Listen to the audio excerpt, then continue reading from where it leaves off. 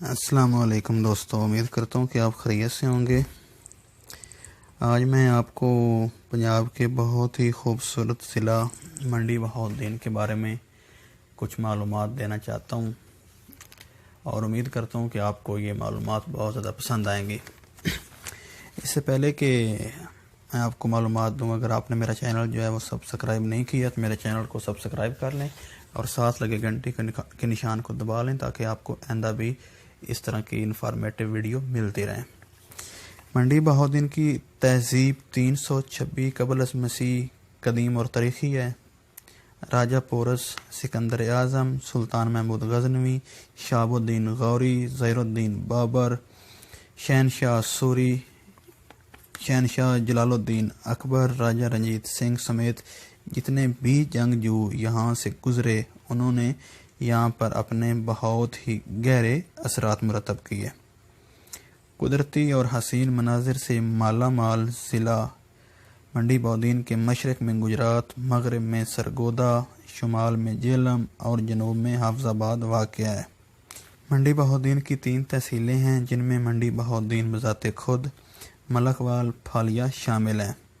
اس شہر کی جو خاص بات ہے وہ یہ ہے کہ یہاں کی ہر سڑک 90 ڈگری کا اینگل بناتی ہے، یعنی یہاں ہر سڑک سیدھی ہے، گولائی میں آپ کو کوئی سڑک نہیں ملے گی۔ یہ دریائے چناب اور دریائے جہلم کے درمیان میں واقع ہے۔ یہ تاریخی لحاظ سے یہ بہت ہی اہمیت کا حامل ہے۔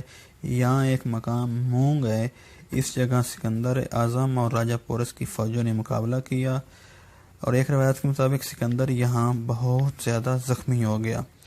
اس کے ایک وفادار گھوڑے نے اس کو ایک محفوظ مقام پر منتقل کیا اور یہ گھوڑا وہیں پر مر گیا۔ سکندر کو اس گھوڑے سے بہت زیادہ محبت تھی، اس نے 3 دن تک اس کا سوگ منایا، اس کو وہیں پہ دفن کر دیا۔ اس کی یاد میں یہاں پہ ایک شہر آباد کیا گیا جس کا نام پھالیہ ہے۔ ایک اور مشہور جنگ چیلیاں والا کے مقام پر انگریزوں اور سکھوں کے درمیان لڑی گئی۔ اس کے علاوہ ہیلن کا قصبہ، یہ سکندر اعظم کی محبوبہ بیوی ہیلن کے نام سے منسوب ہے۔ ہیلن کا مقبرہ اور سرنگ آج بھی موجود ہے۔ ملکوال میں پاکستان کا 4تھا بڑا جنکشن موجود ہے اور یہاں پہ